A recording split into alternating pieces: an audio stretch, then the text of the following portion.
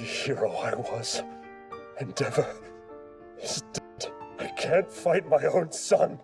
Guts from Berserk. So Guts, like almost every other character on this list, has his reasons for being the way he is. And yeah, there's a lot of good in him too. But to say he's an anti-hero is a bit of an understatement at times. Not only does Guts take swaths of lives cutting down enemies like butter and then just sleeping like a baby, but he's, well, I say sleeping like a baby, but he does have demons chasing him almost every night, so scratch that. But he's even been seen finishing off opponents who were literally on their knees begging for mercy. He even took out Julius and then proceeded to eliminate his kid, Adonis, too, just so that there were no witnesses. So much of Guts' humanity has been stripped away over time, and it's led to him becoming pretty ruthless and almost void of emotion at times. He's even assaulted Casca, which he wasn't proud of, but yeah.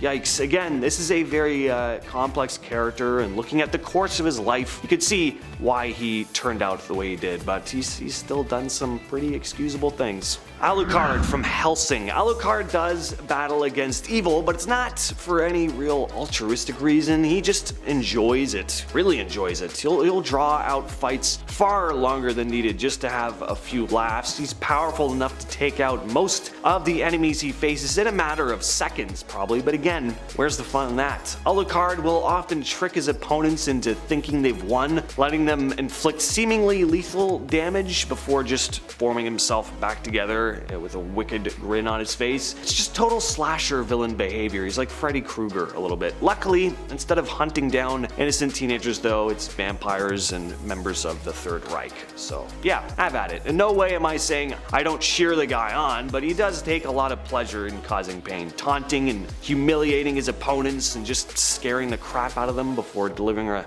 slow, excruciating death. Kind of a red flag, but I guess when you're virtually immortal and have lived as long as he has, it's easy to get bored. Ken Kaneki from Tokyo Ghoul. Kaneki was once a shy, timid kid, desperate to be loved and accepted. Even after becoming a half-ghoul, he was unwilling to consume human flesh and rejected his new urges as much as he possibly could, but he finally cracks after the grueling torture he endured at the hands of that prick Jason, and he pretty much abandoned his human side, becoming noticeably more ruthless, and his newfound ruthlessness would just continue to get worse as the series went on. He started beating down his opponents in a cruel, brutal manner, and he didn't care about hurting others if it meant furthering his own goals. Vegeta. This guy is the fan favorite character of many Dragon Ball fans, myself included. He went from being a despicable villain to a pretty loving father and ally of Earth, but his past is riddled with some of the worst acts imaginable. And by that I mean invading planets just because he was ordered to. Just think of the countless lives lost at the hands of this proud Saiyan. Vegeta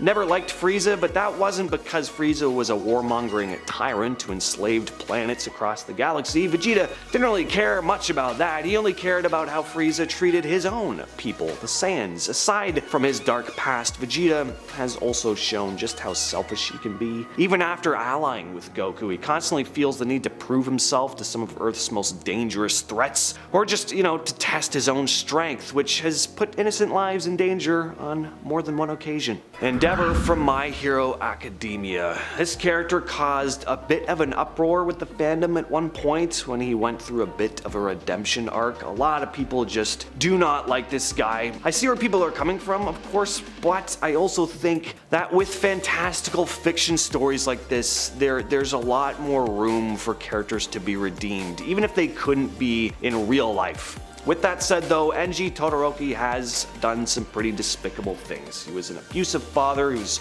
goal was to craft the strongest hero possible. He married his wife just for her quirks so that their offspring would hopefully attain the powers of both fire and ice. And each child was mostly forgotten aside from Shoto, who was born with both quirks and was able to actually use them. So Enji gave him all his time and effort, but was incredibly strict on him, putting his young son through vigorous, harsh training. His horrible parenting led to his eldest son abandoning the desire to be a hero altogether and becoming one of the most powerful villains in the series. Shoto didn't even want to use his fire quirk at all after his horrible upbringing, and his wife Rei became mentally unstable, even causing the scar on Shoto's face. face. So yeah, way to go, Dad. Finally, we have Minetta, also from My Hero Academia. Yeah, a lot of people point to how rude and obnoxious Bakugo is, but at least he's not a total creep like Minetta is. Minetta just makes me uncomfortable. I've talked about how much I dislike him before on this channel, pretty much on any list where annoying, useless characters are concerned, and yeah, it's just very fitting. There are a lot of characters in Class 1A that don't offer much to the series and mostly